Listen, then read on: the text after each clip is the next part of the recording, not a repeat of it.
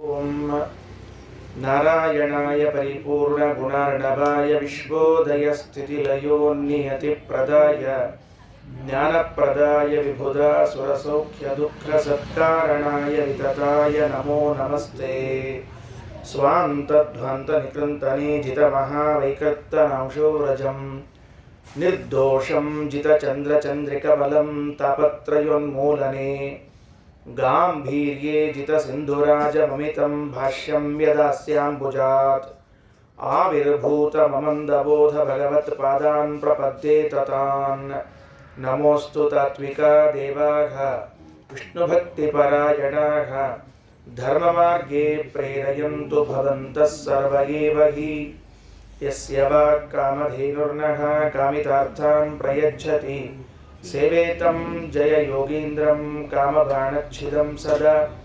ಅಸ್ಮದ್ಗುರುಸಮಾರಂಭಾಂ ಟೀಕಾಕೃತ್ಪಾದಮಧ್ಯಗಾಂ ಶ್ರೀಮದಾಚಾರ್ಯಪರ್ಯಂತಾಂ ವಂದೇ ಗುರುಪರಂಪರಾಂ.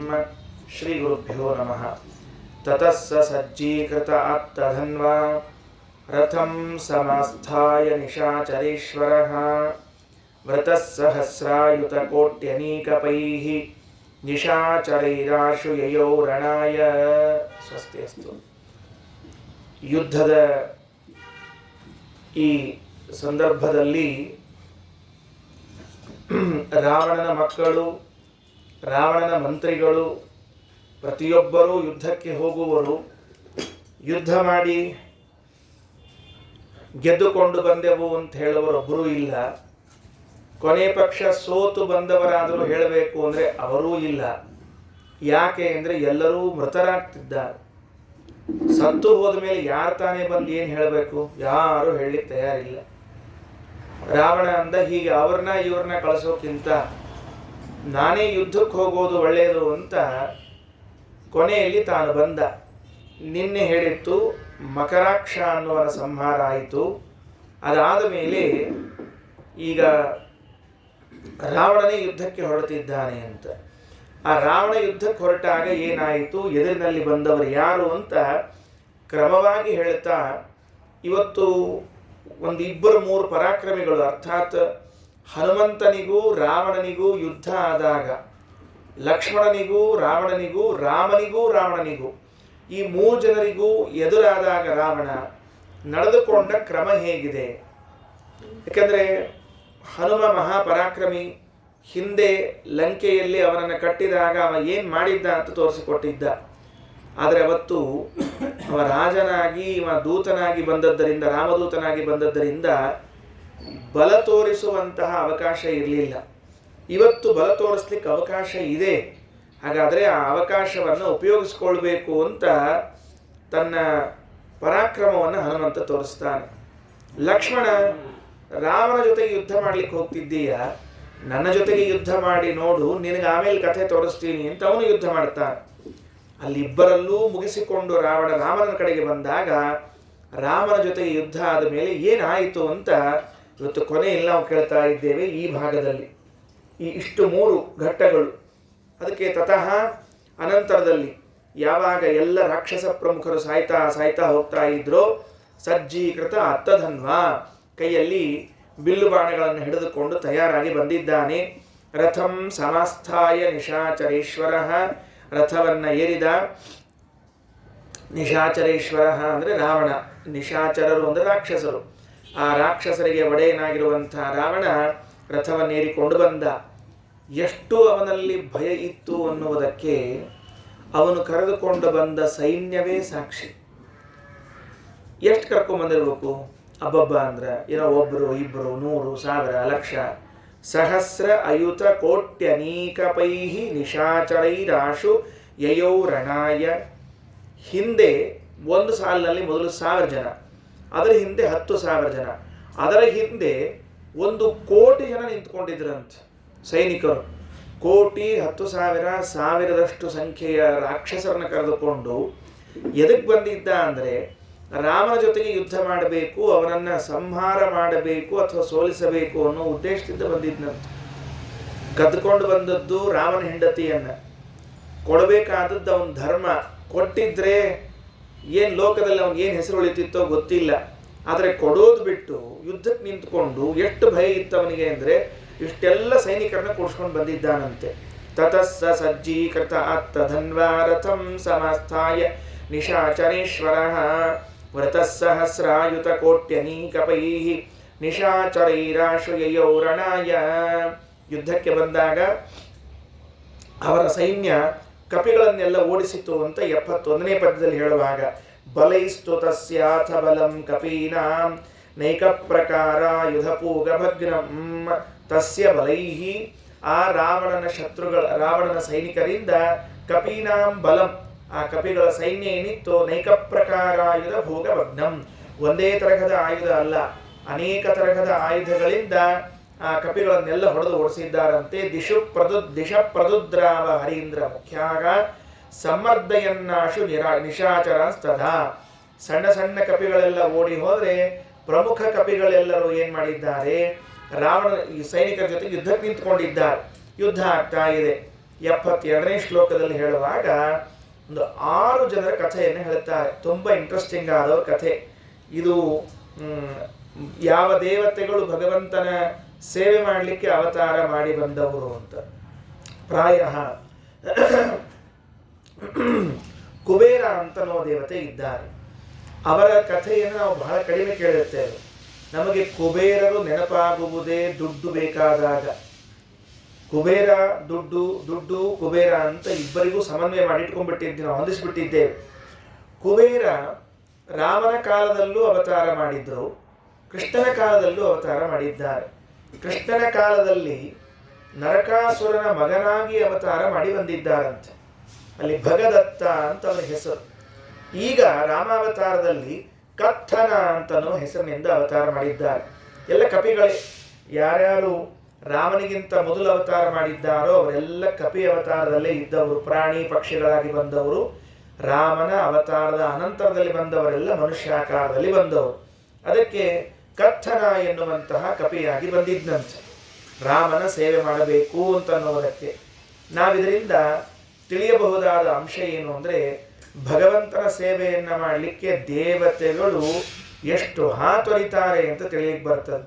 ಕಪಿ ಅವತಾರ ಏನ್ರಿ ಇದನ್ನು ನೋಡ್ಲಿಕ್ಕೆ ಚಂದ ಇರ್ತದೆ, ಮಂಗ್ಯ ಏನ್ರ ಬೈಯೋರೆಲ್ಲ ನಮಗೇನು ಬೈತಿರ್ತಾರೆ ಅಂದ್ರೆ ಅವ ಮಂಗ್ಯಾನಂತ ಇದ್ದಾನೆ ಅಂತ ಬೈಯೋರು, ಅಥವಾ ಮಂಗನ ಮುಖ ಅಂತ ಬೈಯೋರು. ಹಿಂಗೆಲ್ಲ ಇದ್ರೂ ಸಹಿತ ಅವ್ರ ವಿಚಾರ ಏನು ಅಂದ್ರೆ, ಯಾವ ಪ್ರಾಣಿ ಪಕ್ಷಿ ಸಮಸ್ಯೆ ಇಲ್ಲ ಇರೋದು, ಬಂದಿರೋದಕ್ಕೆ ರಾಮನ ಸೇವೆ ಮಾಡಬೇಕು. ಆಯಿತು, ಮುಖ್ಯ ಪ್ರಾಣದೇವರೇ ಹನುಮನಾಗಿ ಕಪಿಯಲ್ಲಿ ಬಂದಿರುವಾಗ ನಮ್ಮಂಥವ್ರದ್ದು ಏನು ದೊಡ್ಡ ವಿಚಾರ ಅಂತ ತಿಳಿದುಕೊಂಡು ಹೇಳಿ ಕುಬೇರನು ಕೂಡ ಕಥನ ಎಂಬುವಂತಹ ಕಪಿಯಾಗಿ ಬಂದಿದ್ದಾನಂತೆ. ಅದಾದ ಮೇಲೆ ಪ್ರಾಣ ಅಪಾನ ವ್ಯಾನ ಉದಾನ ಸಮಾನ ಅಂತ 5 ಜನರ ಹೆಸರನ್ನು ಕೇಳ್ತಿರ್ತೇವಲ್ವಾ. ಈ ಪ್ರಾಣ ಅಪಾನ ವ್ಯಾನ ಉದಾನ ಸಮಾನ ಎಂಬುವರ 5 ಜನ ಯಾರು ಅಂದ್ರೆ, ಸಹಜವಾಗಿ ನಮಗೆ ತಲೆಗೆ ಬರೋದು ಮುಖ್ಯ ಪ್ರಾಣದೇವರ 5 ರೂಪಗಳು ಅಂತ ಬರ್ತದೆ. ಆದರೆ ಇವರು ಮುಖ್ಯ ಪ್ರಾಣನ 5 ರೂಪಗಳಲ್ಲ, 49 ಮಂದಿ ಮರುದೇವತೆಗಳೇನಿದ್ದಾರೆ, ಆ ಮರುದೇವತೆಗಳಲ್ಲಿ 5 ಜನ, ಅವರಿಗೂ ಪ್ರಾಣಾಪಾನ ವ್ಯಾನೋದಾನ ಸಮಾನ ಅಂತ ಹೆಸರಿದೆ. ಇವರು ಬರೋದು 18ನೇ ಕಕ್ಷೆಯಲ್ಲಿ ಬರ್ತಾರೆ ಇವರೆಲ್ಲ. ಈಗ ಪ್ರಾಣಾಪಾನ ಅಂತ ಮುಖ್ಯ ಪ್ರಾಣದೇವರೇನು ರೂಪ ಅದಲ್ಲ, ಅದು ಬೇರೆ ಕಡೆಗೆ, ಅದು ಮೇಲೆ ಬರುವಂತಹದ್ದು. ಇದು 18ನೇ ಕಕ್ಷೆಯಲ್ಲಿ ಗಣಪತಿ, ವಿಶ್ವಕ್ಸೇನ, ಕುಬೇರ, ಆಮೇಲೆ ಇವರು ಯಾರು ಮರುದೇವತೆಗಳು, ಇವರೆಲ್ಲ ಸಮಾನ ಕಕ್ಷೆಯಲ್ಲಿ ಬರುವಂಥವ್ರು. ವಿಶೇಷ ಏನು ಅಂದ್ರೆ, ಇವರಿಬ್ಬರು ತಂದೆ ಮಕ್ಕಳಾಗಿ ಬಂದಿದ್ದಾರಂತೆ. ಕುಬೇರ ಕಥನನಾಗಿ ತಂದೆಯಾಗಿ ಬಂದಿದ್ರೆ, ಪ್ರಾಣಾಪಾನ ವ್ಯಾನ ಉದಾನ ಸಮಾನ ಎಂಬುವರು ಅವರ ಮಕ್ಕಳಾಗಿ ಬಂದಿದ್ದಾರೆ. ಏನ್ ಹೆಸರಿಟ್ಟುಕೊಂಡಿದ್ರು ಆ ಕಪಿಗಳೆಲ್ಲ ಹೆಸರಿಟ್ಟಿದ್ರಂತೆ. ಗಜೋ ಗವಾಕ್ಷೋ ಗವಯೋ ವೃಷಶ್ಚ ಸಗಂಧಮಾದ ಧನದೇನ ಜಾತಾಹ. 72ನೇ ಶ್ಲೋಕದಲ್ಲಿ ಹೇಳುವಾಗ ಒಬ್ಬನ ಹೆಸರು ಗಜ ಅಂತ ಇತ್ತಂತೆ. ನೋಡಿ, ಗಜ ಅನ್ನೋ ಸಂಸ್ಕೃತದಲ್ಲಿ ಆನೆ ಅಂತ ಅರ್ಥ ಕೊಡ್ತದೆ, ಆದ್ರೆ ಅವನ ಹೆಸರಿಟ್ಟುಕೊಂಡಿದ್ರು ಗಜ ಅಂತ. ಗವಾಕ್ಷ, ಎರಡನೇದವನು ಗವಾಕ್ಷ ಅಂತ ಹೆಸರಿದ್ದವನು. ಪ್ರಾಯ ಆಕಳಿನಂತೆ ಕಣ್ಣಿರ್ಬೇಕು ಅವನದ್ದು. ಮಕರಾಕ್ಷ ಬಂದಿದ್ದ, ಧೂಮ್ರಾಕ್ಷ ಬಂದಿದ್ದ, ಶಕಟಾಕ್ಷ ಬಂದಿದ್ದ, ಗವಾಕ್ಷ ಒಬ್ಬ ಬಂದಾನೆ. ಅಂದ್ರೆ ಇವೆಲ್ಲ ಕಣ್ಣುಗಳ ಮೇಲೆ ಹೆಸರಿಟ್ಟುಕೊಂಡವ್ರು ಬಹಳ ಮಂದಿ ಸಿಗ್ತಾರೆ ಈಗ ಅಂತ ಆಯ್ತು. ಗವಾಕ್ಷ. ವೃಷ ಗಂಧಮಾದ ಅಂತ, ಗವಯ ವೃಷ ಗಂಧಮಾದ ಅಂತ 5 ಮಂದಿ. ಪ್ರಾಣನಾವತಾರನಾದವನು ಗಜ, ಅಪಾನವತಾರನಾದವನು ಗವಾಕ್ಷ, ವ್ಯಾನಾವತಾರನಾದವನು ಗವಯ, ಸಮಾನ ಉದಾನಾವತಾರನಾದವನು ವೃಷ, ಸಮಾನ ಅವತಾರ ಆದವನು ಗಂಧಮಾದ ಅಂತ. ಗಂಧಮಾದನ ಅಂತ ಒಂದು ಪರ್ವತವನ್ನ ಮುಂದೆ ಹನುಮಂತ ದೇವರು ತರೋರಿದ್ದಾರೆ. ಪರ್ವತದ ಹೆಸರು ಗಂಧಮಾದನ, ಆದರೆ ಕಪಿ ಹೆಸರು ಗಂಧಮಾದ. ಗಂಧಮಾದ ಅಂತ ಅನ್ನೋ ಹೆಸರಿಟ್ಟುಕೊಂಡವರು ಇವರ 6 ಜನರು ಯುದ್ಧದಲ್ಲಿ ನಿಂತಿದ್ದಾರಂತೆ. ಇವಾಗ ರಾವಣನ ಮುಂದೆ ತಮ್ಮ ಪರಾಕ್ರಮವನ್ನು ತೋರಿಸ್ತಾ ಇದ್ದಾರೆ. ಗಜೋ ಗವಾಕ್ಷೋ ಗವಯೋ ವೃಷಶ್ಚ ಸಗಂಧಮಾದ ಧನದೇನ ಜಾತ ಪ್ರಾಣಾದಯ ಪಂಚ ಮರುತ್ ಪ್ರವೀರಾ. ಆಚಾರ್ಯ ಅಂತಾರೆ ಪ್ರಾಣಾದಯ ಪಂಚ ಮರುತ್ ಪ್ರವೀರಾ, ಮರುದ್ದೇವತೆಗಳಲ್ಲಿ 5 ಜನ ಬಂದವರು. ಸಕಥನೋ ವಿತ್ತಪತಿಶ್ಚ ಜಘ್ನು. ಸಕಥನ, ಆ ಕಥನ ಜೊತೆಗೆ ಕೂಡಿಕೊಂಡು ಬಂದವರು ಯಾರವನು? ವಿತ್ತಪತಿ, ಕುಬೇರನ ಅವತಾರರಾಗಿದ್ದಾರೆ. ಅವರು ರಾವಣನ ಸೈನ್ಯವನ್ನ ಎದುರು ಹಾಕಿಕೊಂಡು ಯುದ್ಧ ಆಯಿತು. ಸ್ವಲ್ಪ ಹೊತ್ತು ಯುದ್ಧ ಆದದ್ದನ್ನು ನೋಡಿದ ರಾವಣ ಅವನಂತಾನೆ, ಈ ಅಪ್ರಮುಖರಾದವರ ಜೊತೆಗೇನೆ ಯುದ್ಧ ಮಾಡ್ತಾ ಕೂತಿದ್ದಿದ್ರೆ ಇನ್ನ ರಾಮನ ಜೊತೆಗೆ ಯಾವಾಗ ಹೋಗಬೇಕು, ಅದಕ್ಕೆ ಇವರನ್ನೆಲ್ಲ ಮೊದಲು ಹೊಡೆದು ಉಳಿಸಿಬಿಡೋಣ ಅಂತ ಹೇಳಿ 73ನೇ ಶ್ಲೋಕದಲ್ಲಿ ಹೇಳುವಾಗ ಆಚಾರ ಮಾತನ್ನು ಹೇಳ್ತಾರೆ. ಶರೈಸ್ತುತಾನ್ ಷಡ್ಭಿರಮೋಘ ವೇಗೈ ನಿಪಾತಯಾಮಾಸ ದಶಾನನೋದ್ರಾಕ್ ಅಥಾಶ್ವಿಪುತ್ರೌ ಚ ಸಜಾಂಬವಂತೌ ಪ್ರಜಗ್ನತುಃ ಶೈಲವರೈಸ್ತ್ರಿಭಿಸ್ತಂ. 6 ಬಾಣಗಳನ್ನು ಏಕಕಾಲಕ್ಕೆ ಹುಡ್ತಾನಂತೆ ರಾವಣ. ಎದಕ್ಕೆ 6 ಬಾಣ ಹುಡ್ತಾನೆ? ಇವರು 6 ಜನ ಇದ್ದಾರಲ್ಲ, ಸಾಮಾನ್ಯವಾಗಿ ಪಂಚಪ್ರಾಣರು ಅಂತ ಹೇಳ್ತಿರ್ತಾರೆ, ಇವರು ಷಟ್ಪ್ರಾಣರಾಗಿದ್ದಾರೆ. ಪಂಚಪ್ರಾಣರಲ್ಲ, 6 ಜನ. 6 ಜನರಿಗೂ ಕೂಡ ಪ್ರತ್ಯೇಕ ಹೊಡೆಯುವುದೇನು ಅಂತ ಒಮ್ಮೆ ಬಾಣವನ್ನು ಎತ್ತಿ ಪ್ರಯೋಗ ಮಾಡ್ತಿದ್ದಾನೆ.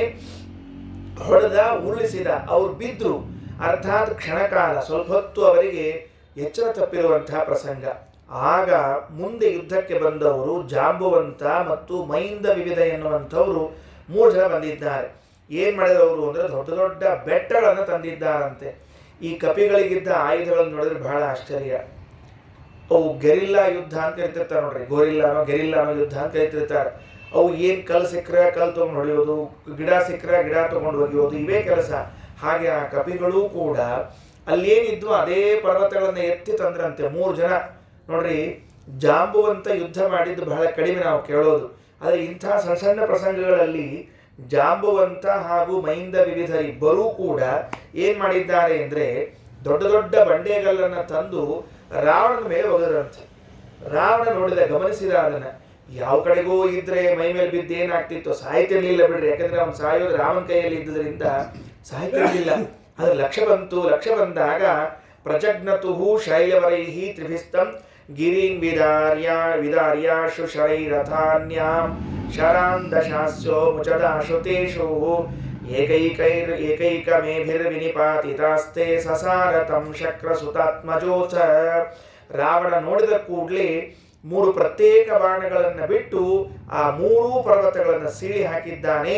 ಇವರ ಮೇಲೆ ಪ್ರತ್ಯೇಕ ಒಂದೊಂದು ಬಾಣ ಬಿಟ್ಟನಂತೆ. ಹಿಂದಿನ ಬಾರಿ ಹೇಳುವಾಗ 6 ಜನರಿಗೂ ಒಟ್ಟಿಗೆ ಬಾಣ ಬಿಟ್ಟಿದ್ದ ಅಂತ ಹೇಳಿದ್ರೆ ಈ ಬಾರಿಗೆ ಒಬ್ಬೊಬ್ಬರಿಗೆ ಒಂದೊಂದು ಬಾಣವನ್ನು ಬಿಟ್ಟಿದ್ದಾನಂತೆ. ಆ ಕೂಡಲೇ ಅಂಗದ ಬಂದಿದ್ದಾನೆ. ಇವರು ಯಾರು ಸರಿಯಲ್ಲ, ನಾನೇ ಸರಿ ಇವನಿಗೆ ಅಂತ ಅಂಗದ ಬಂದಿದ್ದಾನೆ.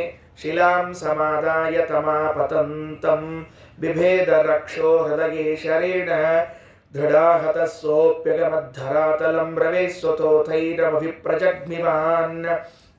ಶಿಲಾಂ ಸಮಾಧಾಯ, ಕಲ್ಲು ತಗೊಂಡ, ದೊಡ್ಡ ಕಲ್ಲು ತಗೊಂಡ, ಎತ್ತಿ ಒಗಿಬೇಕು ಅಂತ ಬಂದಿದ್ದಾನೆ. ಇವನು ಎತ್ತಿ ಒಗಿಬೇಕು ಅಂತ ಬರೋದ್ರೊಳಗಾಗೇನೆ ಏನಾಯಿತು ಅಂದ್ರೆ ರಾವಣ ನೋಡಿಬಿಟ್ಟು ಅವನ ಎದೆಗೆ ಸರಿಯಾಗಿ ಗುರಿ ಇಟ್ಟು ಬಾಣ ಹೊಡೆದಿದ್ದಾನಂತೆ. ಬಿಭೇದ ರಕ್ಷಣ ಹೃದಯೇಶರೇಣ. ಅಂಗದ ತಾನೇನೋ ಮಾಡ್ತೀನಿ ಅಂತ ಹೊರಟಿದ್ದಿದ್ರೆ ಬಾಣ ಹೊಡ್ಕೊಂಡು ತಲೆ ಬಿದ್ದುಬಿಟ್ಟ. ದೃಢಾಹತಃ ಸೋಪಿ ಅಗಮದ್ಧರಾತಲಂ ರವೇ ಸ್ವತಃ. ಅನಂತರದಲ್ಲಿ ಸುಗ್ರೀವ ಬಂದಿದ್ದಾನೆ. ಸುಗ್ರೀವ ಯುದ್ಧ ಮಾಡಬೇಕು ಅಂತ ಬಂದಾಗ ಅವನು ಕೈಯಲ್ಲೊಂದು ಮರ ತಂದಿದ್ದಂತೆ. ತದ್ಧಸ್ತಗಂಭೂರುಗಮಾಶು ಬಾಣೈ ದಶಾನನಃ ಖಂಡಶ ಏವ ಕೃತ್ವ. ಆ ಗಿಡವನ್ನು ಎತ್ತಿ ಒಗಿಬೇಕು ಅಂತ ಹೋದ್ರೆ ನಾವೆಲ್ಲ ಸಾಮಾನ್ಯವಾಗಿ ಪಲ್ಯ ಹೆಚ್ಚೋ ಕಾಲಕ್ಕೆ ತುಂಡು ತುಂಡು ತುಂಡು ಮಾಡಿ ಇಟ್ಕೊಂಡಿರ್ತೀವಲ್ಲ, ಹಂಗೆ ಇವೇನ್ ಮಾಡಿದ ಆ ಮರಗಳನ್ನ ಖಂಡಶ ಏವ ಕೃತ್ವ. ಅವನು ಹಿಂಗೆ ಉದ್ದಕ್ಕೆ ಒಗದ ಕಟ್ ಕಟ್ ಕಟ್ ಕಟ್ ಮಾಡಿ ಬೀಳೋ ಹಂಗೆ ಕತ್ತರಿಸಿ ಬೀಳುವಂತೆ ಮಾಡಿದ್ದಾನೆ. ಅಂಗದನಿಗೆ ಎದೆಗೆ ಬಾಣ ಹೊಡೆದ ರಾವಣ ಸುಗ್ರೀವನಿಗೆ ಕುತಿ ಹೊಡೆದಿದ್ದಾನಂತೆ. ಗ್ರೀವಾ ಪ್ರದೇಶಸ್ಯ ಮುಮೋಚ ಬಾಣಂ ಭೃಷಾಹತಸ್ಸೋಪಿ ಪಪಾತ ಭೂಮೌ. ಭಾರೀ ಪೆಟ್ಟು ಬಿದ್ದು ಅವನು ಕೆಳಗೆ ಬಿದ್ದಿದ್ದಾನೆ. ನೋಡ್ರಿ ಎಷ್ಟು ಮಂದಿ ರಾವಣನ ಕೈಯಲ್ಲಿ ಪೆಟ್ಟು ತಿಂದವರು ಅಂದ್ರೆ ಸುಗ್ರೀವ ಪುತ್ರನಾದ ಅಂಗದ, ಅಂಗದನ ಹಿಂದೆ ಮೈಂದ ವಿವಿಧರು ಜಾಂಬುವಂತ, ಅದರ ಹಿಂದೆ ಗಜ, ಗವಯ, ಗವಾಕ್ಷ, ವೃಷ, ಗಂಧಮಾದ, ಕಥನ ಅನ್ನುವಂಥ 6 ಜನ ಇವರು ಮಹಾವೀರರು ಎಲ್ಲರೂ ಬಿದ್ದದ್ದನ್ನು ನೋಡಿದಾಗ ಹನುಮಂತಾನೆ ಇನ್ನು ನಾನು ಪ್ರವೇಶ ಮಾಡಬೇಕಾದ ಪ್ರಸಂಗ ಬಂತು, ರಂಗಪ್ರವೇಶ ಮಾಡಬೇಕು ಅಂತ ಎದುರಿಗೆ ಬಂದು ನಿಂತಿದ್ದಾನಂತೆ. ಹನುಮಂತ ಬರ್ತಾನೆ ಅಂತ ಎಕ್ಸ್ಪೆಕ್ಟ್ ಮಾಡಿಲ್ಲ ಅವನು. ಪಾಪ ಹಿಂಗೆ ಯಾರೋ ಸಣ್ಣ ಪುಟ್ಟ ಬರ್ತಾರೆ ಅಂತ ತಿಳ್ಕೊಂಡಿದ್ದಾರೆ. 77ನೇ ಪದ್ಯದಲ್ಲಿ ಹೇಳುವ ಹನುಮ ಬಂದಂತೆ. ಇಲ್ಲೊಂದು ವಿಚಿತ್ರ ಕಥೆ ಇದೆ. ಏನು ಅಂದರೆ ಹನುಮಂತನಿಗೂ ರಾಮನಿಗೂ ರಾವಣನಿಗೂ ಎದುರಾಯ್ತಲ್ಲ, ಯುದ್ಧ ಮಾಡಬೇಕು ಅಂತ. ವಾಸ್ತವದಲ್ಲಿ ನಡೆದದ್ದು ಹೆಂಗದ ಅಂದರೆ ಹನುಮ ಒಂದೇ ಹೊಡಿತಾನೆ ನೋಡಿ ರಾವಣನಿಗೆ. ಅದಾದ ಮೇಲೆ ಪುನಃ ರಾವಣನು ಹನುಮಂತನಿಗೆ ಒಂದೇ ಹೊಡಿತಾನೆ. ಈಗ ಇಬ್ಬರೂ ಮಹಾಪರಾಕ್ರಮಿಗಳು. ರಾವಣನಿಗೆ ಬ್ರಹ್ಮದೇವರ ವರ, ಆ ಬ್ರಹ್ಮವರದಿಂದ ಕೊಬ್ಬಿರುವಂತಹ ರಾವಣ ಯಾರಿಗೆ ಹೊರಲಿಕ್ಕೆ ಹೊರಟಿದ್ದಾನೆ ಅಂದರೆ ಭಾವಿ ಬ್ರಹ್ಮನಿಗೆ ಹೊರಲಿಕ್ಕೆ ಹೊರಟಿದ್ದಾನೆ. ಮುಂದೆ ಇವರೇ ಬ್ರಹ್ಮದೇವರಾಗೋರು. ಇವತ್ತೇನು ಹನುಮಂತ ದೇವರಿದ್ದಾರೆ ಇವರೇ ಮುಂದೆ ಬ್ರಹ್ಮದೇವರಾಗೋರಾದ್ದರಿಂದ ಅವರಿಗೆ ಹೊಡಿಲಿಕ್ಕೆ ಹೊರಟಿದ್ರೆ ಹೆಂಗೆ ಬೇಡ ವಿಚಾರ ಮಾಡ್ರಿ. ಒಬ್ಬ ಬ್ರಹ್ಮನ ವರ ತಗೊಂಡವ, ಇನ್ನೊಬ್ಬ ಭಾವಿ ಬ್ರಹ್ಮ ಆಗವ. ಇವರಿಬ್ಬರ ಯುದ್ಧ ಎಷ್ಟು ರೋಚಕವಾಗಿರಬೇಡ. ಆಚಾರ್ಯರು ಆ ಮೂಲತಃ ವಾಲ್ಮೀಕಿ ರಾಮಾಯಣದಲ್ಲಿ ಬಂದಿರುವ ಬೇರೆ ಕಡೆಗೆ ಬಂದಿರುವಂತಹದನ್ನು ಸಂಗ್ರಹ ಮಾಡಿ ಹೇಳ್ತಾರೆ. ಅಥೋ ಹನುಮಾನ್ ಉರಗೇಂದ್ರ ಭೋಗ ಸಮಂ ಸ್ವಭಾವಂ ಭೃಶಮುನ್ನಮಯ್ಯ ತತಾಡವಕ್ಷಸ್ಯ ದೀಪಂ ತು ರಕ್ಷಸಾಂ ಮುಖೈಸ್ಸ ರಕ್ತಂ ಪ್ರೌಮನ್ ಪಪಾತ.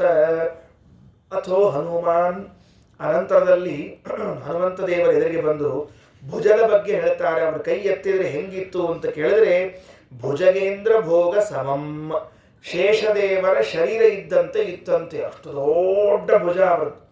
ದೊಡ್ಡ ಭುಜವನ್ನ ಎತ್ತಿ ಸಮಂ ಸ್ವಬಾಹುಂ ಭೃಶಮುನ್ನಮಯ್ಯ ತಥಾಡ ವಕ್ಷಸ್ಯ ದೀಪಂ, ಸರಿಯಾಗಿ ರಾವಣನ ಎದೆ ಮೇಲೆ ಗುದ್ದಿದ್ರಂತೆ.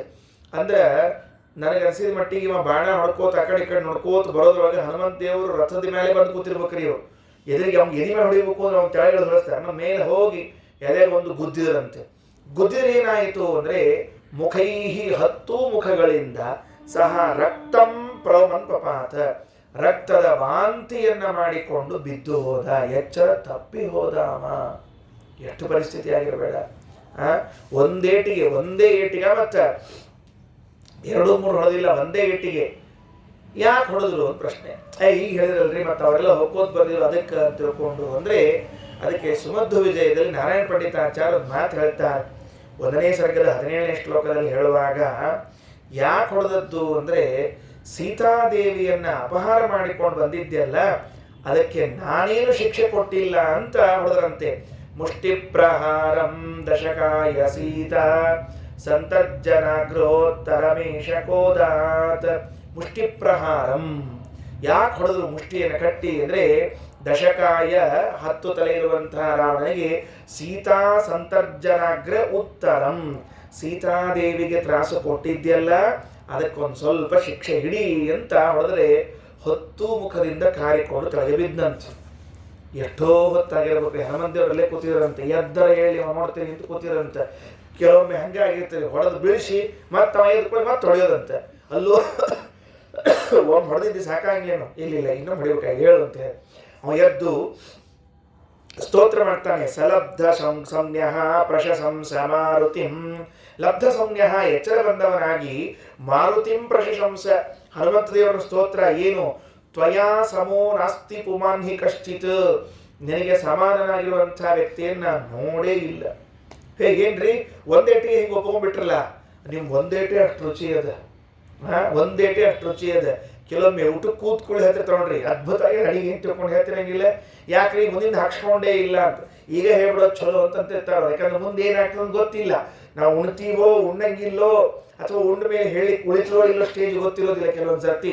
ಅದಕ್ಕೆ ಮೊದಲೇ ಹೇಳ್ಬಿಟ್ಟಿರ್ತಾರೆ ಅಡಿಗೆ ಭಾಳ ಚಲೋ ಆಗಿದೆ ಅಂತ ಹೇಳ್ಬಿಟ್ಟಿರ್ತಾರಲ್ಲ. ಹಂಗೆ ಒಂದೇ ಏಟಿಗೆ ಮುಗಿದ ಕೆಲಸ. ಯಾಕೋ ಇಷ್ಟರಿಗೂ ಒಪ್ಪಿಕೊಂಡಿ ಅಂದ್ರೆ ಕಪ್ರಾಪಯೇದನ್ಯ ಇಮಾಂ ದಶಾಂ ಮಾಂ, ನನಗೆ ಯಾರ್ರಿ ಇಂಥ ಸ್ಥಿತಿ ತರಿಸೋರು? ಅವನಿಗೇನಾಗಿತ್ತು? ಬ್ರಹ್ಮದೇವರ ವರ ಬಂದಾಗಿನಿಂದ ಇಲ್ಲಿಯವರೆಗೂ ಹಿಂಗೆ ಯಾರು ಹೊಡೆದಿದ್ದಿಲ್ರಿ ಅವನಿಗೆ. ಏನೋ ಸುಮ್ಮನೆ ಯುದ್ಧ ಆಗಿತ್ತು ಹಂಗಿಂಗ ಅಂತ ಹೇಳಿ. ಇವನು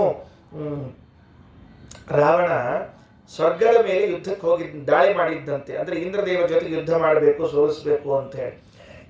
ರಾವಣ ನಿಂತಿರುವಾಗ ಐರಾವತವನ್ನ ರಾವಣನ ಮೇಲೆ ಬಿಟ್ರಂತೆ ಇಂದ್ರದೇವರು. ಆಗ ಅದು ಕೋರೆ ಹಲ್ಲೆಗಳನ್ನು ಮಾಡ್ಕೊಂಡು ಬಂದು ನಿಂತಿದ್ರೆ ರಾವಣ ಎರಡೂ ಎದೆಗಳನ್ನು ಉಬ್ಬಿಸಿಕೊಂಡು ನಿಂತ್ಕೊಂಡು ಹಿಂಗೆ ಸೊಂಟ ಮೇಲೆ ಕೈ ಇಟ್ಕೊಂಡು ಬಾ ನೋಡ್ತೀನಿ ಅಂತ ಹೇಳಿದ್ದಂತ. ಅದು ಆ ದಂತ ಇಲ್ಲಿ ತಾಕಿ ಹೋಗಿತ್ತಂತ ನೋಡಿ, ಬರೇ ಹಿಂಗೆ ಅಂದು ಏನಾಗಿದ್ದಿಲ್ಲ ಅವನಿಗೆ.